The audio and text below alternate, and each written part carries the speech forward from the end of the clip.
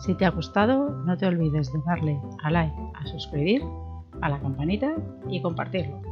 Y déjame un comentario con otros vídeos que te gustaría ver. Adiós.